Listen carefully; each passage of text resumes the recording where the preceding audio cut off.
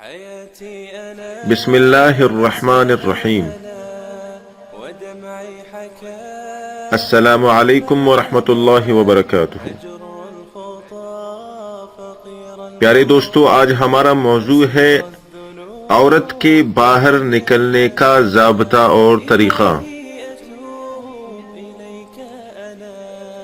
حضرت عبداللہ بن عمر رضی اللہ عنہما سے جناب رسول صلی اللہ علیہ وسلم نے فرمایا کہ عورتوں کے لیے گھر سے باہر نکلنے میں کوئی حصہ نہیں مگر بحالت اضطراری و مجبوری۔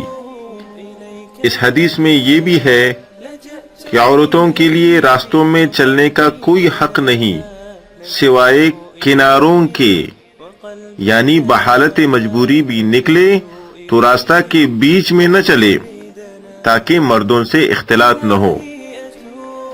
یہ روایت طبرانی کی ہے۔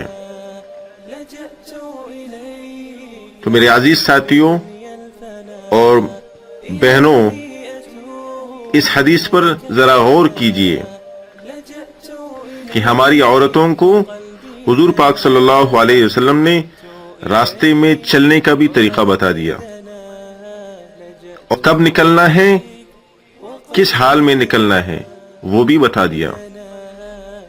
تو ہمارے لیے عمل کرنے کی یہی باتیں ہیں کہ ہم ان باتوں پر عمل کریں۔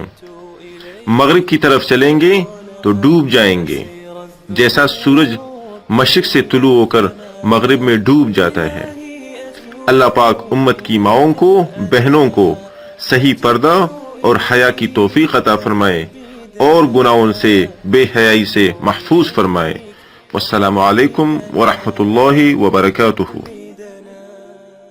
إلهي أتوب إليك أنا لجأت إليك وقلبي دنا، لجأت إليك وقلبي دنا، لجأت إليك وقلبي دنا۔